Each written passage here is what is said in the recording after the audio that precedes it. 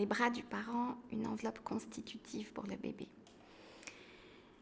Alors, je pense que ça commence in utero, cette histoire-là.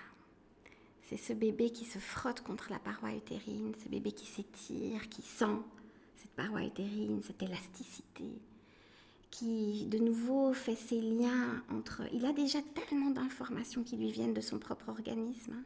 Il a déjà toute cette interoception, enfin, tous ces muscles qui ont déjà des récepteurs, qui envoient des informations, qui vont se lier à ces informations au niveau tactile, de sentir cette paroi utérine, son élasticité. On sait, il y a une chose tellement merveilleuse qui a été trouvée il y a quelques années, les jumeaux monozygotes dans la même poche, ils finissent par avoir des gestes envers l'autre jumeau extrêmement doux, parce qu'ils ne veulent pas le cogner, entre guillemets. Donc il y a déjà, in utero, des capacités de mettre ensemble des informations sensorielles, de faire attention à ces gestes, de pouvoir freiner le geste, ce qui est quand même assez incroyable. Donc cette expérience in utero, voilà le bébé qui arrive dans ce monde aérien où il y a cette force de la pesanteur qui lui tombe littéralement dessus. Et là, il doit tout recalibrer. Il doit tout réajuster en fonction de cette nouvelle donnée. C'est-à-dire que son freinage du geste qu'il avait finalement appris in utero, il doit le retravailler à la lumière de cette nouvelle information qui est la force de la pesanteur.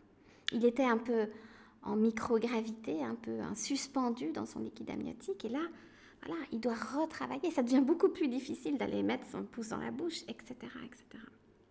Donc, ce qui se passe dans la poche in utero, en fait, une chose tellement simple, c'est que le bébé fait la différence, commence à faire la différence entre le dedans et le dehors, entre ce qui constitue son organisme et ce qui constitue un autre, un monde autre qui n'est pas lui. Et il débute cette différence. Et ce qui est évident là maintenant, c'est qu'au moment où il chute dans la force de la pesanteur, eh ben, il va falloir poursuivre cette expérience.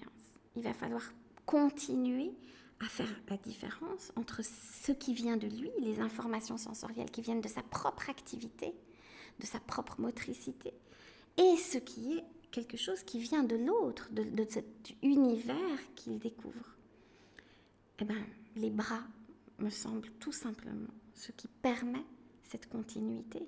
C'est en prenant le bébé dans les bras, avec toutes les informations sensorielles, avec toute la manière dont le bras va tenir le bébé, la tonicité, la manière de l'accompagner dans les mouvements, etc. Tout ça permet au bébé de continuer, de poursuivre cette expérience-là, de faire la différence entre le dedans et le dehors.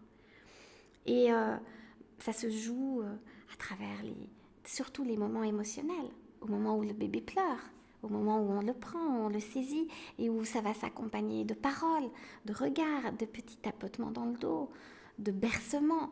Tout ça, toute cette expérience qu'on appelle volontiers le dialogue tonique, que Winnicott aura appelé le handling ou le holding, avec voilà, toute cette compréhension de ce portage qui n'est pas seulement juste des gestes, mais qui s'accompagne de toute une présence affective, émotionnelle.